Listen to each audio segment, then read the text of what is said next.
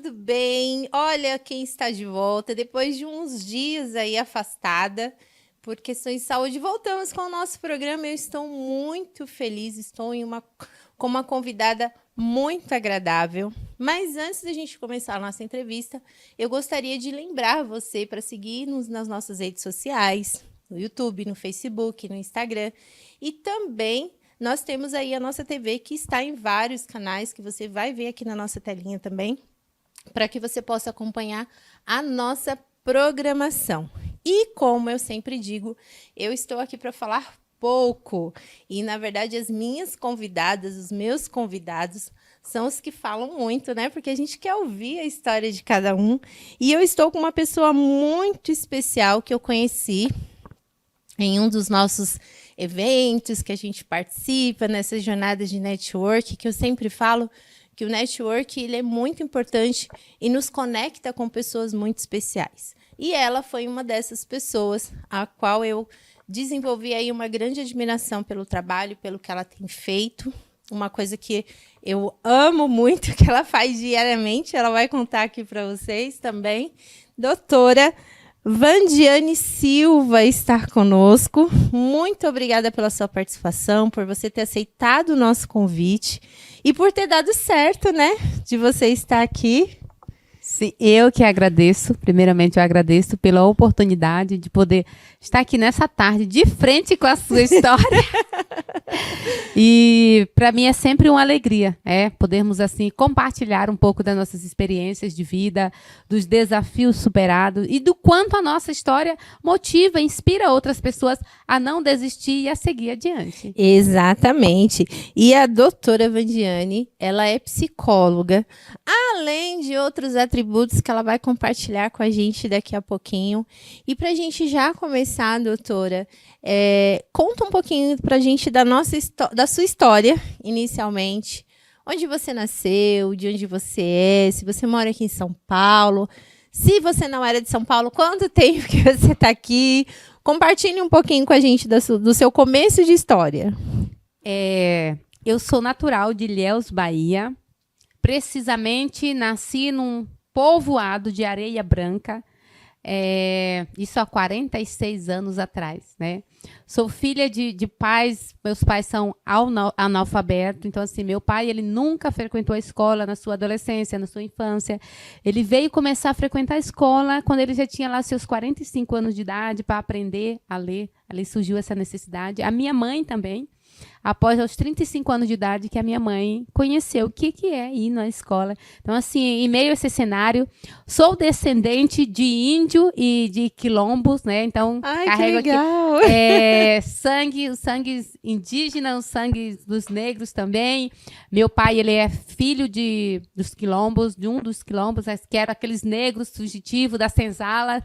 E em meio a tudo isso aí, meu avô encontra com a minha avó, que também é índia, e forma aí, dessa junção nasce o meu pai, né? Essa mistura.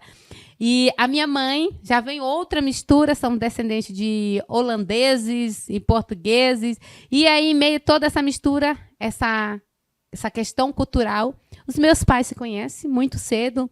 Aos 16 anos, o meu pai foi o primeiro namorado da minha mãe. E ali se conheceram numa dessas saidinhas nos escondidos no cacau. Surgiu aqui essa mistura, que sou eu, né? Eu falo assim, tenho muito orgulho das minhas origens, carrego isso assim como, sabe, como algo de falar, nossa, porque as pessoas quando olham assim para a questão, hoje nem tanto, né? Mas para a questão dos negros, dos escravos, dos índios, o quanto que eles sofreram, ralaram, deram o seu melhor. E hoje, quando eu olho para trás, para a construção dos meus avós, do meu pai, e eu falo assim, nossa, eu tenho muito orgulho dos meus ancestrais, né? Daqueles que fazem muito orgulho, né? E ver que a dificuldade, o preconceito não nos parou. Porque ali, desde pequena, eu fui treinada para trabalhar em casa de família. Ali a gente não tinha uma outra opção a não ser ou trabalha na roça ou vai trabalhar na casa de família. Como eles falavam, de lavar banheiro. Ou então de babá. E em meio a tudo ali eu não me conformei. Falei, não, eu sempre fui aquela criança sonhadora, criativa, que estava sempre ali, atenta, e eu decidi. Havia algo no meu coração. E ali eu perseverei. E a todo tempo tinha aquela voz: para de sonhar, o tombo vai ser alto, você tá com a cabeça nas estrelas, volta para a terra, sai da lua, sai das estrelas. Em nenhum momento ali eu me deixei desanimar. Eu falei, não. Do lugar de onde eu vim não vai me definir. Do lugar de onde meus pais, meus avós vieram, não vão me definir. Eu vou honrar a memória deles indo além. Eu vou honrar os meus indo além. E foi sobre isso. E é isso que me motiva até hoje. Honrar, dar voz para quem não teve voz lá atrás.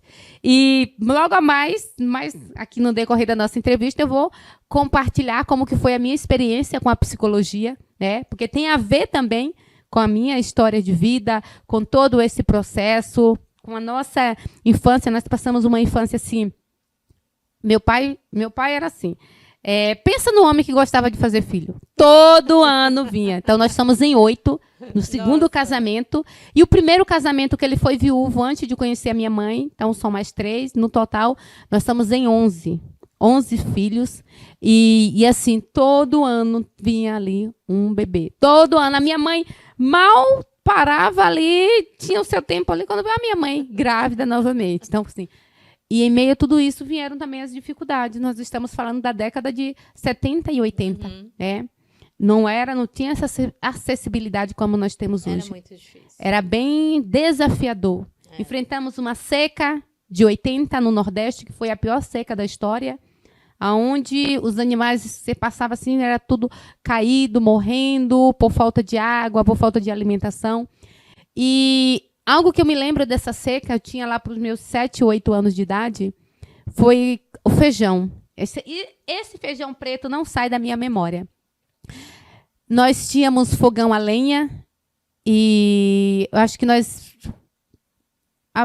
lá por volta dos 16 anos de idade, que nós começamos a cozinhar no fogão a gás. Esporadicamente. Nosso bujão durava mais de um ano. Por causa das condições do custo de comprar. Então, era a lenha. E eu lembro que na década de 80, na seca que teve lá no Nordeste, se eu não me engano, foi 84, 85, 86, um desse período, o feijão que o governo mandava, um subsídio, a cesta básica, levou 2 dias no fogo cozinhando. Nós não tínhamos panela de pressão. Panela de pressão era um luxo. E aí eu estava numa palestra e eu comentando que eu ia, por ser a filha mais velha, eu ia para a fonte, a gente andava 5, 10, 15, 20 quilômetros, dependendo de onde era. E ali eu comentei que eu lavava as panelas com areia. E alguém me falou bem assim, mas por quê? Eu falei, existia Bombril? Existia, mas Bombril era um acessório de luxo. Era luxo. Então, assim, e ali a gente sempre pegava areia e ia enfregando. Existia esponja? Existia, mas esponja para nós também era luxo. Hoje, essa bucha conhecida como bucha de tomar banho, né, que era essa bucha que antigamente não se comercializava, que dava no mato. Era essa bucha que a gente usava como esponja. Não só esponja, mas também para o banho. E a gente pegava essas buchas no mato. Então, assim, nós viemos de um cenário de improbabilidade, de muita dificuldade, de muita escassez. Mas o que fez a diferença foi aqui, ó. Você saber aonde você quer chegar. É não deixar que o meio ao qual você vive, ao meio ao qual você habita, por mais que você olhe à sua volta e fale, nossa, eu vou me conformar porque não tem para onde eu escapar, não tem por onde sair, eu não vejo solução. Pois em meio a esse meio ali, rodeado de pessoas que nos apontavam a nossa realidade, eu sempre estava com a cabeça, como dizia, não só meus pais, mas as vizinhanças, os meus colegas de escola, professores, na lua. E almejando. Falei, não, essa situação não vai determinar que é o meu fim. E eu não me conformei. Cheguei a ir trabalhar em 3 casas, com 16 anos, com 17, com 18. Uma eu fiquei 1 semana, a outra eu fiquei 1 mês, e a outra acho que eu fiquei uns 2 meses. Falei, não aceito isso para mim. E o estudo. foi os estudos que me manteve no foco. Falei, não, através da educação eu sei que posso ir longe. Então, hoje, quando eu olho para trás, para toda aquela trajetória, para tudo que eu vivenciei, para tudo que eu experienciei, todas as minhas experiências de falta, de não ter um calçado, de passar ali o calçado, o seu pé crescia e o calçado diminuía, e ali vinha um arame para segurar, para que não tinha recursos para comprar chinelo. Sim. Eu lembro que o primeiro tênis que o pai comprou, ele vendeu uma saca de cacau. E ali eu fui na loja, eu e meus 2 irmãos, me acompanhado meu irmão, que vem após, que é o segundo, e a minha irmã, que é a terceira. Pai foi vender essa saca de cacau, foram 2 sacas. E passamos numa loja, é um Baicairu, que eu acho que ainda existe em Ilhéus até hoje lá. E aí tinha uma lojinha lá e pai levou a gente nessa loja. Foi a primeira vez, eu não esqueço. A marca do tênis era Lecheval. Um tênis branco com um detalhe pink, assim. São memórias que não apagam da nossa, Sim. sabe? Da nossa experiências de vida. E eu lembro ali que a felicidade, eu dormi com aquele tênis. Eu dormi abraçada com aquela caixa. Foi o primeiro tênis aos 16 anos que o pai comprou para nós. Então, assim, e ali foram 6 pares. O dinheiro da saca do cacau ficou tudo ali, porque o pagamento não dava. Então, para comprar alguma coisa diferente, era quando o pai colhia o cacau, moravam no sítio. Então, ali ele estava sempre colhendo o cacau, nós tínhamos cacau. E quando não tinha outras prioridades, aí é quando se permitia. Mas isso era uma vez no ano. E olhe lá ainda, E comprar olha uma quando roupa. conseguia, né, Sim. no ano. Eu morei muito, passei a minha infância no Pernambuco, em Arco Verde. E eu lembro quando eu vim para São Paulo, foi justamente nesse período que estava muito difícil as coisas. Minha avó também já estava idosa. E aí a família da minha avó falou assim, não, vocês vêm embora. Né? E a gente deixou tudo lá. Então, realmente, a nossa infância ela traz muitas lembranças, muitas coisas para a nossa vida. E Vandiane, como que hoje, você é uma pessoa que você é palestrante, é mentora, é psicóloga. Hoje você tem filhos, é casada, né? E como que surgiu a psicologia na sua vida? Como que você falou uma coisa muito interessante, e eu falo que até hoje eu vivo nesse mundo da lua, né? Nesse mundo de sonhos, porque a gente sempre está procurando algo melhor. Sim. A gente está sempre inconformada com aquilo. E realmente as pessoas falam para mim, mas você vive sonhando demais, você sonha demais. Né? E eu aprendi que sonhar é preciso a gente sonhar para a gente sair do lugar onde nós estamos, para a gente dar o próximo passo e ter coragem para esse próximo passo. E quando você começou a sua jornada, que você realmente mudou esse status, que foi sua virada de chave, que você mudou de estado, como é que aconteceu para chegar na Vandiane psicóloga? Olha, durante a minha infância, eu tive várias questões emocionais.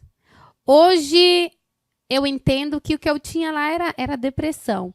Então, eu me recordo que de 11 para 12 anos, numa tarde, assim, por volta das 17 horas, eu entrei num quarto, numa casa vizinha que tínhamos do nosso lado, a qual o pai olhava esse terreno.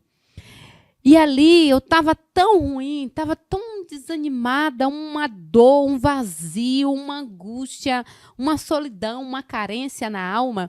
E eu entrei ali naquele quarto, me fechei naquela casinha ali, e com o intuito, peguei uma faca com o intuito de contra a minha vida, de tirar a minha própria vida.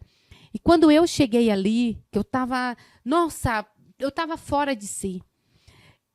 E ali, quando eu peguei, que eu fui, assim, para tentar tirar a própria vida, sabe quando você sente ali algo, uma presença diferente, e ali aquela presença que é algo sobrenatural, que é a presença de Deus ali, posso dizer assim, o Espírito Santo, que é o nosso, que está sempre nos protegendo, nos acompanhando, e ali naquele momento aquela voz, como se falou comigo. Só quem já viveu essa experiência sabe como que é ouvir essa voz.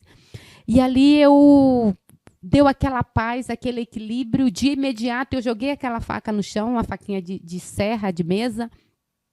E ali eu saí daquele quarto, fechei. Só que eu saí dali com uma decisão. Quando eu crescer, eu quero ajudar as pessoas, que elas não sintam e não passem o que eu estou passando e sentindo. E a partir dali eu comecei muito na leitura. Eu não sabia que o profissional que cuidava das emoções era um psicólogo. Eu só determinei, eu vou crescer, eu vou me formar, eu vou estudar, porque eu quero ajudar pessoas a não sentir o que eu estou sentindo. E ali eu comecei a minha busca. Só que não foi um processo assim fácil, foi um processo desafiador. E as crises sempre vinham, eu sempre estava tendo aquelas crises de ansiedade, crises de depressão. Até os meus 40 anos eu convivi com a depressão. E eu falo assim, a pandemia para alguns foi algo que veio, foi a pior coisa que aconteceu. Mas para mim foi a melhor parte que aconteceu, porque foi o momento onde eu fiquei de frente, né? De frente com Wandiane. Porque ali era você. Enquanto você está no meio da multidão, você consegue usar máscaras, disfarçar, assumir uma identidade que não é sua. Mas esse tempo de lockdown ali foi aonde eu fui me encarar, de fato. Olhar para algumas questões, já estava formada, já tinha concluído a minha formação. Só que eu estava ainda com a minha alma, com aquele vazio, com aquela angústia, com aquela busca de validação, de aprovação, se sentindo inadequada. Como se fosse um peixe fora do oceano, fora do mar. E em meio a todo esse cenário foi aonde eu parei para me perguntar, quem sou eu? Porque eu não sabia quem eu era. E ali, nesse parar, que já fazem 5 anos, e que é essa jornada, aí eu me encontrei, de fato.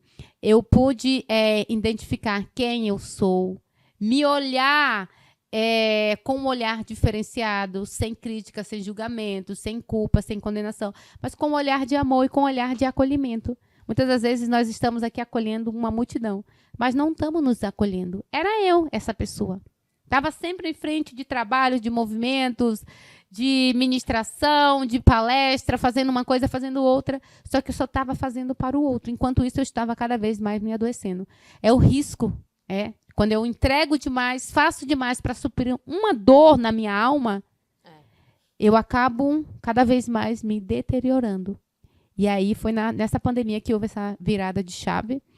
E foi onde, de fato, eu estou vivendo até hoje, vamos dizer, a minha melhor versão. E foi algo, assim, maravilhoso. E trazendo uma pergunta anterior, já fazem 25 anos, fazem 25 anos agora, que eu mudei e moro aqui no estado de São Paulo. Eu morava no interior quando eu casei, fui morar na cidade de Casabranca, já próxima a Mococa, Minas Gerais, bem distante daqui. E esse primeiro casamento, eu já estou no segundo, eu casei para escapar, para fugir de casa. Porque aí eu perdi meu pai aos 20 anos, em janeiro de 2000, dia 19. E ali eu me vi sem aquele sustento, sem aquela base. Porque pai era aquele que incentivava, era aquele que pagava um curso, era aquele que tirava o que não tinha para estar sempre pagando uma passagem para me fazer alguma coisa, para comprar um livro, para ir na biblioteca estudar. Então, era aquele incentivador. E quando eu me vi desamparada, com a minha mãe ali, não tinha um relacionamento bom. Hoje eu tenho, mas eu não tinha um relacionamento bom com a minha mãe. Várias questões, traumas, que a gente já traz lá da infância. Todo ano vinha uma criança, um novo filho, e ali eu fui carregando comigo a dor da rejeição, do abandono. Não tinha essa percepção de mundo, então eu fui carregando isso, então eu sempre me senti rejeitada e abandonada pela minha mãe. Até que agora eu descobri que quanto mais você se conhece, né, mais você se cura, se potencializa e começa a desconstruir algumas mentiras, que nós costumamos alimentar algumas mentiras. E ali, casei em em junho, dia 22 de junho. Olha, vai fazer agora 25 anos que eu estou em São Paulo. Eu casei, vim para São Paulo. Vivi nesse relacionamento por 8 anos, tive meus 2 primeiros filhos, que um tá com 24 e o outro tá com 20 anos. Então, assim, foi um relacionamento abusivo. O meu foco, quando eu casei, meu objetivo era que até aquele sonho, né? Que até o último dia de vida. Mas no decorrer das experiências, porque eu casei como uma fuga da minha realidade. Para não enfrentar a realidade, não enfrentar a dor do luto, a dor que eu não teria mais aquele guardião, a dor que eu não queria ter o meu pai ali para me proteger, tudo.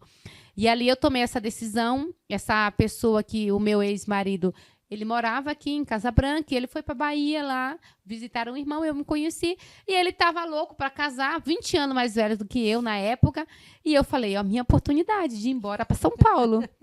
Só que mal sabia eu que estava saindo de uma situação desafiadora e me envolvendo em outra muito pior ainda. A fuga, né, é um risco muito grande para nós, né? Sim. Porque eu já passei uma situação parecida da fuga, e isso nos faz tomar decisões que realmente não são as assertivas, mas era o que a gente tinha que viver, né? Eu falo que era o que a gente tinha que passar.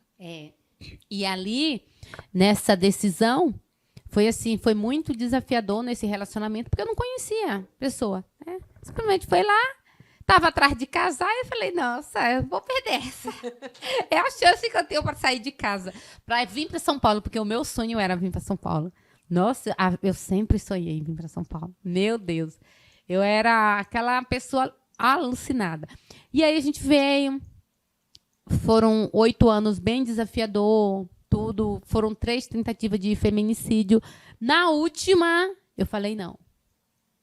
Ai, porque sempre falo, nossa, você vai deixar as crianças sem pai, isso, aquilo, as crianças vão para o mau caminho, vai ser isso, vai... E eu fui sempre sustentando, até que um dia eu falei, não, eu posso, porque vai chegar uma hora que eu vou deixar essas crianças aqui órfãos, sem mãe.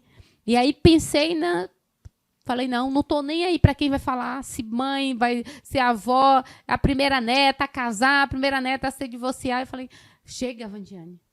Tomei a decisão, fui na delegacia, fiz boletim de ocorrência, tudo pela 3ª vez.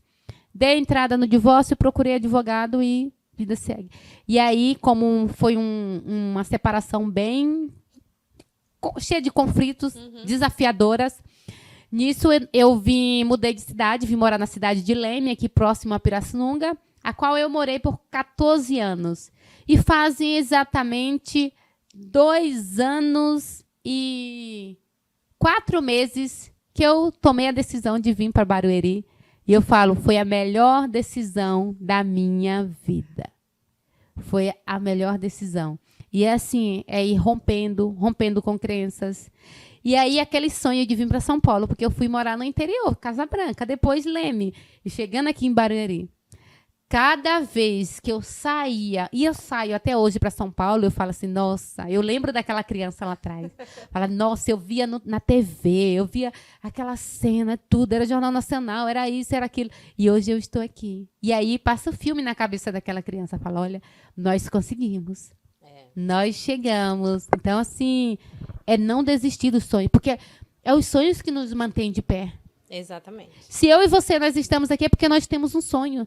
E nós não precisamos que o mundo compre os nossos sonhos. Eu e você precisamos acreditar. É porque o mundo destrói os sonhos, né? Sim. Ele assim, através das pessoas que estão próximas, ou as que nem estão tão próximas, né? Hoje eu estou sentada com você aqui, tendo o privilégio de ter você comigo aqui, porque eu sonhei. Porque eu almejei, porque eu desejei. Eu não imaginava, mas eu sonhei, não parei de sonhar, né? E isso é o importante na nossa vida. É não desistir. É não desistir.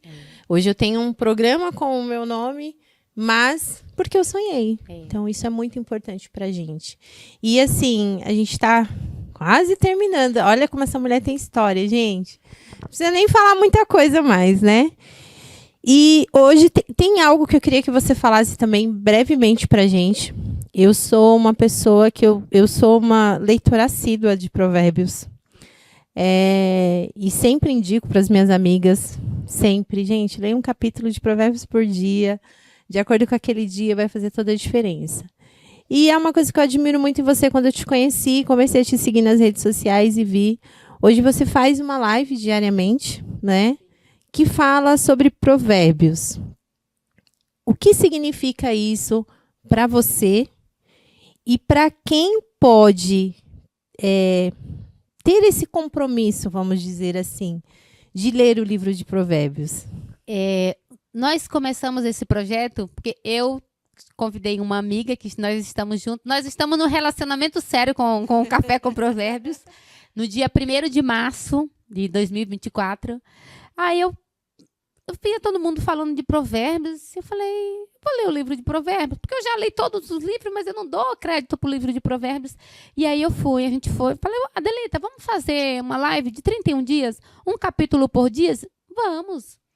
E ali, quando chegou no final dos 31 dias, falei, nossa, mas foi tão bom. Nós tiramos tantos aprendizados, conselhos milenares, atemporal e atual para a nossa atualidade. Falei, não dá para parar.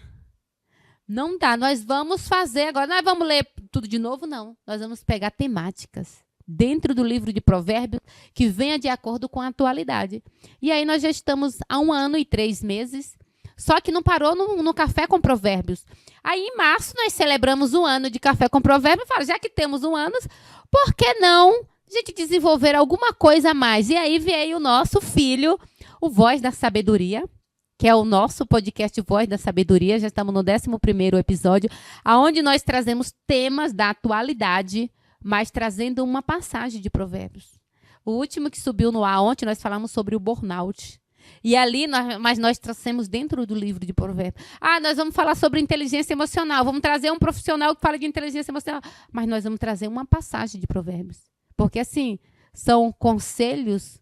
Tudo que você precisa para a sua vida está no livro de Provérbios. Saúde financeira, emocional, relacionamento conjugal, educação de filhos, relacionamento, empreendedorismo, como investir, como não investir. Tudo está em Provérbios. Está tudo lá dentro. Então, como cuidar da saúde mental, saúde emocional, saúde física, autocuidado, autoestima. Eu encontro tudo isso no livro de Provérbios. Então, assim, é um manual de vida que Salomão deixou para nós. E aí eu sempre friso, durante 40 anos de reinado, não houve uma guerra sequer. Foi um reinado de paz. Então, como que tudo isso foi cultivado? Graças à sabedoria de Salomão. A sabedoria. E essa sabedoria ele deixou disponível para nós fazermos uso hoje com o livro de Provérbios. Exatamente. Eu fiz até algumas lives sobre provérbios em algum período. E aí, depois eu parei, porque eu também amo provérbios, eu leio todos os dias. Eu lembro que alguns anos atrás, eu vou colocar alguns anos, eu assisti uma palestra em um treinamento que eu fui, e o palestrante ele falou, leia um capítulo de provérbios de acordo com o dia da semana, né? E faça esse exercício regularmente. E eu sempre que eu posso, eu falo isso. Leia, porque você pode ler o capítulo inteiro e, de repente, você não prestou atenção em nada ali naquele momento em que você está lendo, que é natural. Sim. Mas em alguma situação no seu dia, você vai se lembrar do conselho que você leu naquela manhã. Então, Provérbios realmente é um livro muito rico, muito cheio de... Tem muita sabedoria realmente, né? E assim, Vandiane, a gente já está finalizando. Ai, que pena. Tão rápido. Tão rápido. Eu acho que eu vou ter que chamar ela de novo, hein, gente? Ainda esse ano para vir aqui.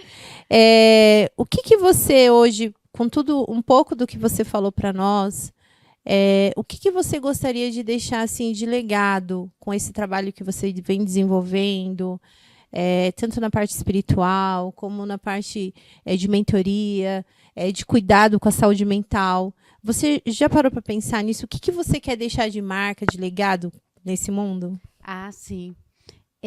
Principalmente quando eu olho para as pessoas, como nós estamos vivendo agora. E eu acredito, a forma do legado que eu estou deixando é através da escrita. Porque eu sei que cada pessoa que pegar ali a minha autobiografia, independente da situação que ela está, ela vai se sentir encorajada para não desistir, para avançar. E acredito que não tem melhor forma de deixar um legado que não seja... Hoje nós falamos aqui de Salomão, tem mais de 3.000 anos atrás, mas que hoje está inspirando muita gente. Então, assim, a escrita, e eu deixo a minha autobiografia, que eu sei que cada pessoa que fazer uso desta leitura vai encontrar uma luz no fim do túnel. Porque muitas das vezes nós encontramos pessoas que vêm ali sempre para nos jogar para baixo, né? E quando eu escrevi a minha história, trouxe ali trazendo todo o meu relato, foi o meu foco e o meu objetivo é esse, que cada pessoa que pegar ali, cada capítulo, não saia da mesma forma como está entrando naquela leitura. Tá. Muito bem. Querida, eu quero te agradecer imensamente mais uma vez pela sua presença, por você ter confiado em nós, por você fazer parte da nossa história aí, né? Do nosso programa. Desejando para você todo o sucesso do mundo, todas as bênçãos celestiais para você. Deus te abençoe muito. E que você possa alcançar cada vez mais e mais pessoas com esse trabalho que você vem desenvolvendo aí com tanta maestria, viu? Obrigada, gratidão, mas passou tão rápido, gente. Foi rápido, estou inconformada. Passa muito rápido. Rápido demais. Quando a gente começa a falar, né? Então, muito obrigada a toda a nossa audiência que está aqui nos acompanhando, vocês aí. Gratidão. E se permitam ir além, ouse a sonhar, tá? Ouse sonhar. Muito bem, e nós finalizamos o nosso programa de hoje. Meu coração é imensamente grato por ouvir essa história. E enquanto ela contava, se passava um filme na minha cabeça, porque muito do que ela falou, aconteceram algumas coisas comigo. E assim como aconteceu comigo, eu tenho certeza que vai acontecer com você também. Ao terminar de ouvir essa história, você vai falar assim: eu também passei por algo parecido e é possível a gente sim sonhar alto e fazer esse sonho se tornar realidade. Muito obrigada pela sua companhia, pela sua audiência, pela sua confiança. E nós finalizamos aqui o nosso programa Frente a Frente com a Sua História. E eu te espero no nosso próximo programa com mais um convidado muito especial.